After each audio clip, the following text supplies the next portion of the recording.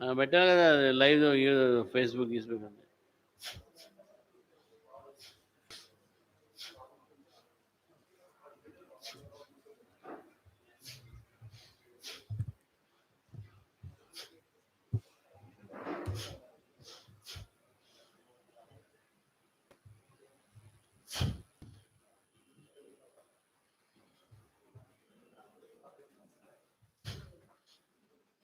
Bharat today కూడా వచ్చేసింది. ఒక పర్మిషన్ రాగానే ఫేస్బుక్ లైవ్ పెడతాడు, అందుకనే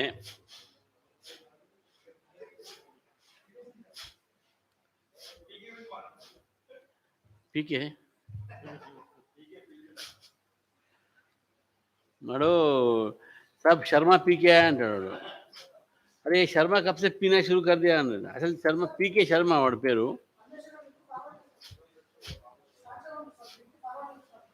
లింక్ ఫార్వర్డ్ చేస్తున్నా. ఏ లింకు చేస్తున్నా సార్? సాధ్యనా ఫ్రెండ్స్? రామారావు మా లీగల్ సెల్ యాక్టివిస్ట్, అదేవిధంగా joint convener plus bar council member కూడా.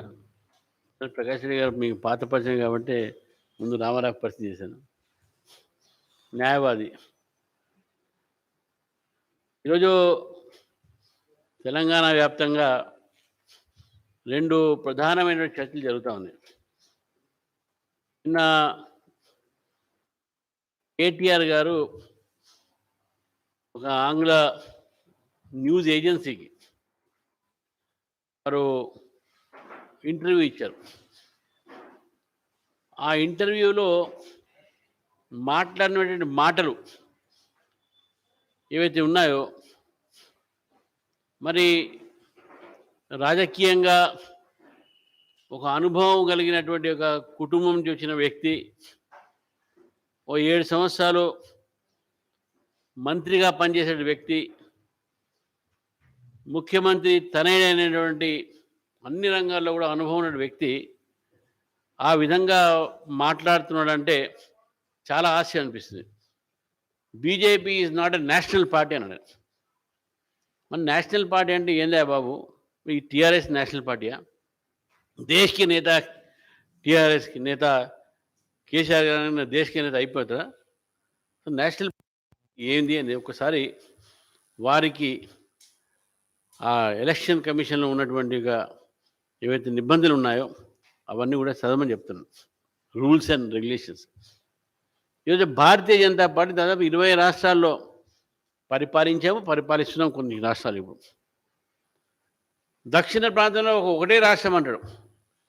దక్షిణ ప్రాంతంలో పాండుచేరి కూడా ఈరోజు భారతీయ జనతా పార్టీ అలయన్స్తో ఈరోజు పరిపాలిస్తున్నాం. తమిళనాడులో భాగం. మీకు పడని గవర్నర్ గారు ఉన్నారు కదా ఇక్కడ, మీకు రైవల్గా ఫీల్ అవుతున్న గవర్నర్ గారు కూడా ఇప్పుడు అక్కడ incharge governor, extend incharge governor అక్కడ. అది కాకుండా పర్సెంటేజ్ ఆఫ్ ఓట్స్ కేరళలో ఎవ్రీ ఇయర్ పెరుగుతూ ఉన్నాయి. లాస్ట్ టైం ఒక రాజగోపాల్ గారు ఎమ్మెల్యే గెలిచారు. ఓ 2 రాజ్యసభ మెంబర్స్ ఉన్నారు మాకు, గోపీకృష్ణ అదేవిధంగా మురళీధరన్. అది రిప్రజెంటేషన్ కేరళ. తమిళనాడులో మాకు 4 ఎమ్మెల్యేలు ఉన్నారు, 2 ఎంపీలు ఉన్నారు, 2 రాజ్యసభ మెంబర్స్ ఉన్నారు. ఎక్కడ మా రిప్రజెంటేషన్ లేదండి. ఇది నాట్ నేషనల్ పార్టీ. ఇది ఏం లేదు, మీకు అధికార దురహంకారం, పవర్ యారోగెన్స్. దీన్ని పవర్ యారోగెన్స్ అంటారు. మీకు ఇంకా మీ 3వసారి కూడా మేము వస్తాము అనేటువంటి ఒక ఏదైతే మిత్ మీకుండే, ఏదైతే ఆలోచన మీకుండే, అది బద్దలవుతున్నాయి. బండి సంజయ్ గారి 2వ విడత పాదయాత్రలో స్పష్టమైపోయింది, మీరు రారు, మీరు ఓడిపోయే ఖాయం 3వసారి. అందుకనే ఫ్రస్ట్రేషన్తో ఏం మాట్లాడుతున్నారో మీకే అర్థం కావట్లే. BJP is not a national party. అందుకే మీరు కొత్త పార్ట్నర్లు చూసుకుంటున్నారు. ఎవరా కొత్త పార్ట్నర్లు అంటే కాంగ్రెస్ పార్టీ. ఆ కొత్త పార్ట్నర్లకు మీకు మధ్యవర్తి కావాలి కదా. ఆ మధ్యవర్తి ఎవరంటే ప్రశాంత్ కిషోర్. ప్రశాంత్ కిషోర్ ఒక బిజినెస్ మ్యాన్. ఆయన ఒక సంస్థ నడుపుతున్నాడు. ఆయన ఎవరిని ఎంగేజ్ చేసుకోవచ్చు. కానీ మా సార్ అంత స్ట్రాటజిస్ట్ లేరు, కేసీఆర్ గారు అంత స్ట్రాటజిస్ట్ లేరు అనేటటువంటి టీఆర్ఎస్ నాయకులు ఈరోజు ప్రశాంత్ కిషోర్ని నిద్రపోకుండా 2 రోజులు వారితో చర్చించారంటే దాని అర్థమైందంటే టీఆర్ఎస్ పార్టీ బీజేపీ అంటే భయపడుతుంది. ఇక మా స్ట్రాటజీలు నడవు, మనకు బయట నుంచి ఒక స్ట్రాటజిస్ట్ కావాలి అనే ఆలోచన పడ్డది.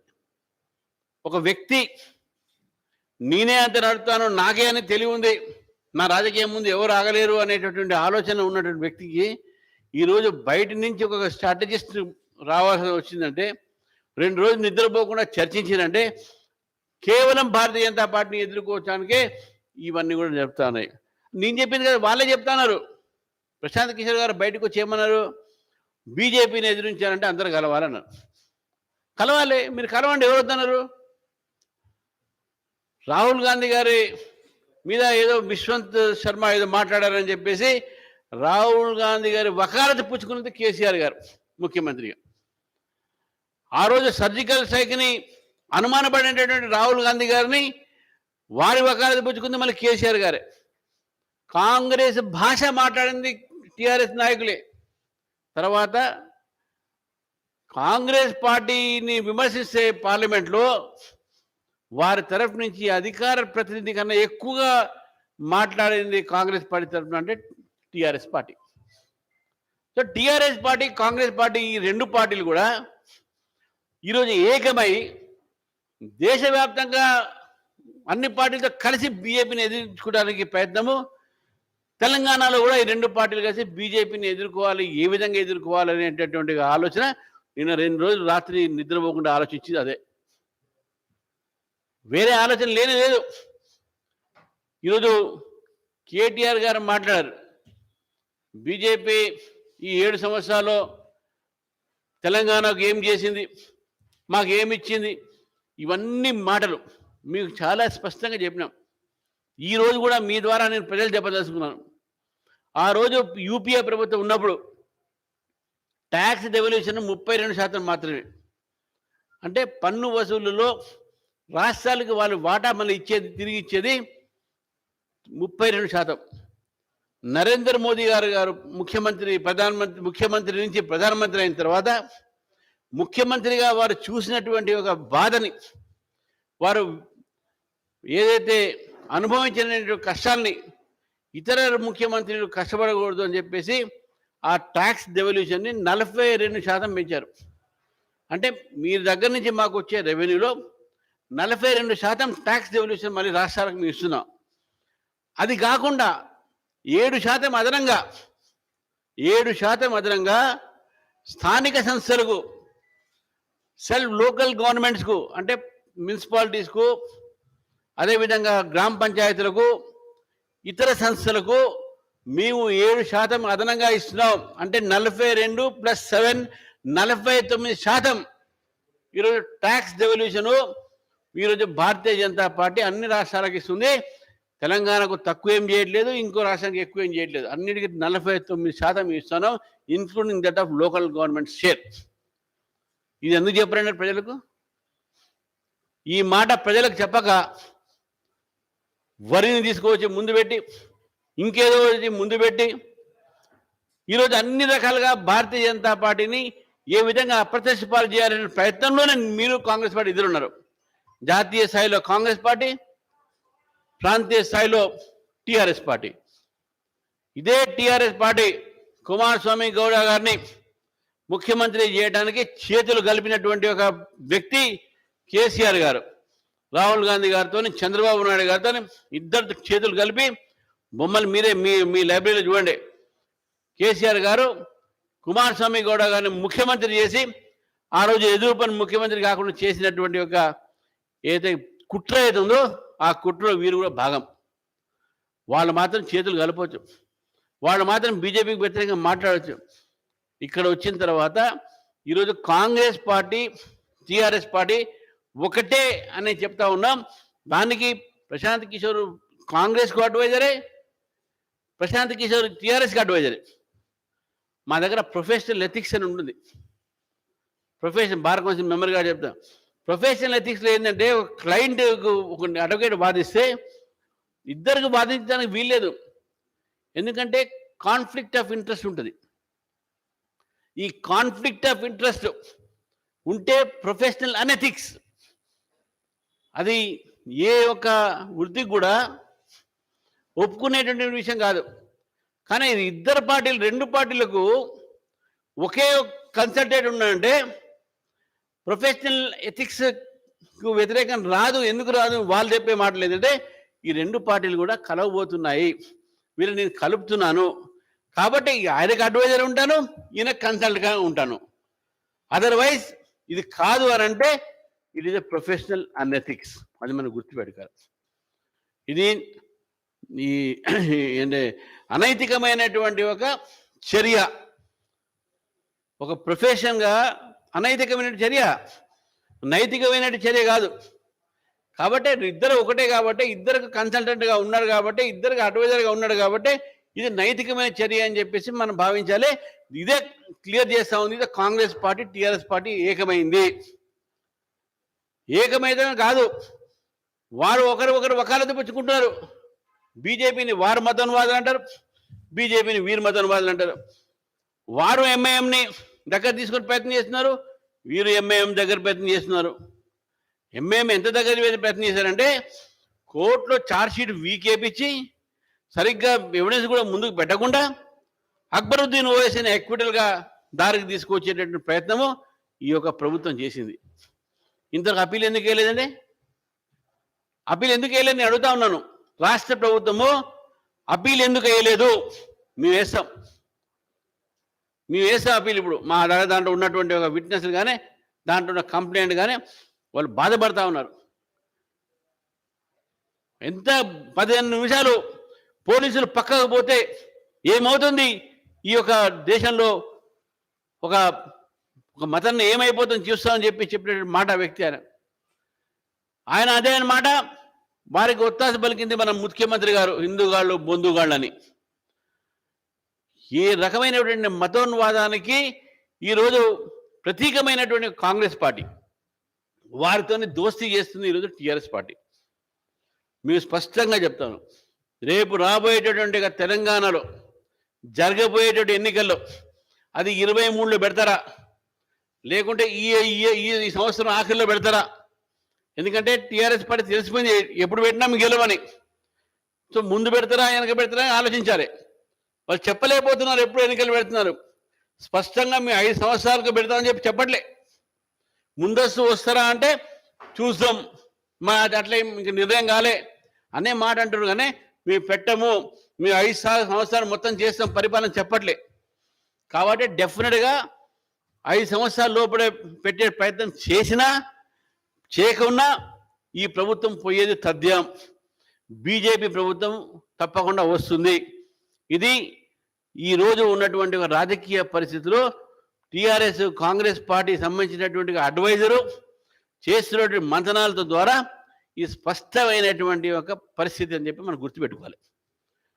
నిజంగా అసలు పీకేతో మీ గతంలో కూడా 5 సంవత్సరాలు మాట్లాడని చెప్పారు. కేటీఆర్ గారు స్టేట్మెంట్ ఇచ్చారు. కొత్త ఏం లేదు, ఇంతకుముందు మాట్లాడాం. మళ్ళీ ఇంతకుముందు మాట్లాడినా బయటకు ఎందుకు రాలే అంటే అప్పుడు తెరశాతం కాపురం చేశారా? ఇప్పుడు బహిరంగ చేస్తురా? మీ రాజకీయాలన్నీ కూడా కేవలం బీజేపీ వ్యతిరేక రాజకీయంగానే దేశాన్ని ఉద్ధరిస్తామనో రాష్ట్రాన్ని ఉద్ధరిస్తామనో కాదు. అబద్ధాల ప్రచారాలతో, అబద్ధాల ఒక కోర్ల దగ్గర పెట్టుకొని మోసపూర్వకమైనటువంటి ఒక రాజకీయాలతో, డబ్బు రాజకీయాలతో ఈరోజు మీరు మళ్ళీ గెలవాలనేటువంటి ప్రయత్నం చేసేటటువంటి ఒక ప్రయత్నాన్ని తెలంగాణ ప్రజలు తిప్పికొడతారని చెప్పేసి కూడా తెలియజేస్తున్నాం. కాబట్టి ఈరోజు ఏ ట్విట్టర్లో ఏది ట్వీటింగ్ చేసినా మన టీఆర్ఎస్ పార్టీ అంతా ట్విట్టర్ పెట్టలే కదా. ఆ ట్విట్టర్ పిట్టర్లు ఏది మాట్లాడినా, ప్రశాంత్ కిషోర్ గారు ఏది ట్వీట్ చేసినా, కేసీఆర్ గారు ఇంకా 4 రోజులు నిద్ర లేకుండా ఆయన మంచనాలు చేసినా రేపు జరగబోయేది తెలంగాణ రాష్ట్ర సమితి తెలంగాణ నుంచి తుడుచుకుపోతుంది. కాంగ్రెస్ పార్టీ వాళ్ళిద్దరు కలిసి ఈరోజు మునగబోతున్నారు. బీజేపీ మాత్రం అధికారం రాబోతుంది. ఈరోజు బండి సంజయ్ గారి యొక్క యాత్రలో వారు లేవదీసిన అంశాల మీద మాట్లాడకుండా ఈ యొక్క టీఆర్ఎస్ ప్రభుత్వం పబ్లిక్ని డైవర్ట్ చేయడానికి BJP is not a national party, BJP మతోన్వాదం పార్టీ. ఇప్పుడు గుర్తొచ్చిందా మీకు? ఆ రోజు తెలంగాణ కోసం పోరాడినటువంటి ఒకసారి గుర్తుపెట్టుకోండి. బీజేపీ లేకుంటే తెలంగాణ రాకపోయేది. బీజేపీ పార్టిసిపేషన్ జేఏసీలో ఉంది కాబట్టి తెలంగాణ ఉద్యమం ఆ రోజు బలపరిచింది, బలమైంది. పార్లమెంట్లో మనకు బలం దొరికింది. అది మర్చిపోతున్నారు మీరు. ఏదో తెలంగాణ మీరు తెచ్చినట్టే, మీ కుటుంబం తెచ్చినట్టే, మీకోసమే తెచ్చినట్టే అని భావిస్తే తెలంగాణ ప్రజలు రాజకీయ చైతన్యవంతులని చెప్పేసి కూడా మీకు తెలియజేస్తూ ఈరోజు అందుకే చెప్తా ఉన్నాను, ఈ పీకే లేరు, కేటీఆర్ లేరు, కేసీఆర్ గారు లేరు. ఇవన్నీ కూడా ఈ ఎబ్రివేషన్ షార్ట్ టర్మ్స్ ఉన్నాయి కదా. అందుకనే ఈ బీకేలు అన్నీ కూడా వాళ్ళ కన్సల్టెంట్, వాళ్ళ business man. Let him do his business. Telangana రాజకీయాల్లో మేము చాలు, మాకు పీకేలు అవసరం లేదు, మాకు వేలు అవసరం లేదు. మాకు వేలాది లక్షలాది మంది కార్యకర్తలు, కమిటెడ్ కార్యకర్తలు, సిద్ధాంతపరమైనటువంటి పోరాటానికి సిద్ధమైనటువంటి కార్యకర్తలు. రేపు సిద్ధాంతపరమైనటువంటి ఒక అంశాలపైనే టీఆర్ఎస్తోని కాంగ్రెస్ను కొట్లాడతాం. అది జాతీయ స్థాయిలో కానివ్వండి, తెలంగాణ స్థాయిలో కానివ్వండి.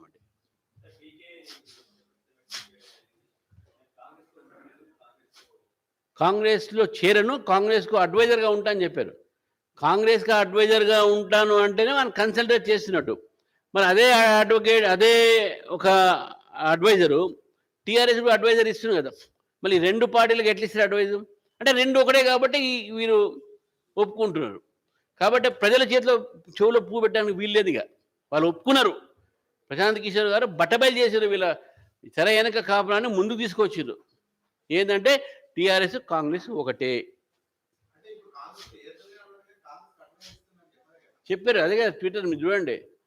రణదీప్ సురానా ఏమన్నా అంటే కాంగ్రెస్లో డిక్లైన్ చేశారు, ఈ agree to act as an adviser to the Congress party.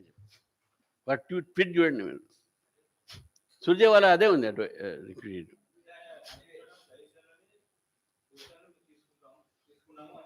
అంతే, అదే అడ్వైజర్ వాళ్ళ కింద.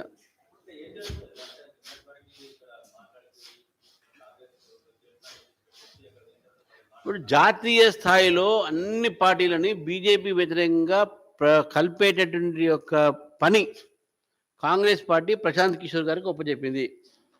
ఆ భాగంలోనే ఈరోజు ప్రశాంత్ కిషోర్ గారు టీఆర్ఎస్ పార్టీని ఒప్పించే ప్రయత్నం చేస్తున్నారు. రేపు మీరు కాంగ్రెస్తోని మీరు కలవకపోతే బీజేపీ 100% తెలంగాణలో ప్రభుత్వంలో వస్తుంది. ఈ అంశాలని కూడా చెప్పి టీఆర్ఎస్ పార్టీని కన్విన్స్ చేసే ప్రయత్నము పీకే గారు చేస్తున్నారనే విషయాన్ని మాకు సమాచారం అందింది. అందుకే కాంగ్రెస్ టీఆర్ఎస్ పార్టీ కలుస్తున్నారు, దాంట్లో దోకా లేదు. అది పోస్ట్ పోల్ కావచ్చు, ప్రీ పోల్ కావచ్చు, బట్ కలవడం మాత్రం ఖాయం. మళ్ళీ ఐపాక్ కాంగ్రెస్ కూడా పనిచేస్తుంది కదా. మరి ఐపాక్ కాంగ్రెస్ పనిచేసినప్పుడు మళ్ళీ ఐపాక్ టీఆర్ఎస్కి ఎట్లా పనిచేస్తుంది? బీజేపీకి పనిచేస్తుంది, కాంగ్రెస్ పనిచేస్తుంది. ఐపాక్ ఈ రెండు పార్టీలను కాదు, దేశంలో బీజేపీ వ్యతిరేకంగా ఒక కూటమిని తయారు చేసేటటువంటి ఒక ఏదైతే రెస్పాన్సిబిలిటీ ఒక రెస్పాన్స్ తీసుకుందో అది ఐపాక్ తీసుకుంది. వాళ్ళే అందరిని కలుపుతున్నారు. ఈరోజు మమతా బెనర్జీని కలుస్తున్నాడు, ఎందుకంటే ఆయన క్లయింటే కదా. జగన్మోహన్ రెడ్డి గారు వారి క్లయింటే కదా. అక్కడ తేజస్విని యాదవ్ ఆయన క్లయింటే కదా. సమాజ్వాదీ పార్టీ ములాయం సింగ్ ఐపాక్ క్లయింటే కదా. చివరికి కాంగ్రెస్ పార్టీ ములాయం సింగ్ యాదవ్ అండ్ బీఎస్పీని కలిపింది కూడా ఉత్తరప్రదేశ్లో లాస్ట్ ఎలక్షన్స్లో ఆయనే. కాబట్టి ఈ దేశంలో అన్ని రాజకీయ పార్టీలు, బీజేపీ వ్యతిరేక రాజకీయ పార్టీలకు ఐపాక్ దగ్గర సంబంధాలు ఉన్నాయి. అందరికీ కన్సల్టెంట్గా పనిచేశాడు. కాబట్టి ఆ కూటమిని తయారు చేసేటటువంటి ఒక విధంలో నేరేషన్లో అబద్ధాలు ఏ విధంగా ఆడాలి అవన్నీ కూడా ఈ కన్సల్టెంట్ ఐపాక్ వాళ్ళు ఈ పార్టీలకు ఉపచెప్తారు. దాంట్లో కేసీఆర్ గారి పార్టీ ఒకటి, కాంగ్రెస్ పార్టీ కూడా ఒకటి. వాళ్ళు ఇప్పుడు కాంగ్రెస్ పార్టీ స్పష్టం చేయమని చెప్పండి. మీకు ప్రశాంత్ కిషోర్ మాకైనా అడ్వైజ్ చేయాలి, వాళ్ళకైనా అడ్వైజ్ చేయాలి, ఇద్దరికి ఎట్లీస్ట్ చెప్పమని చెప్పండి. చెప్పలేరు.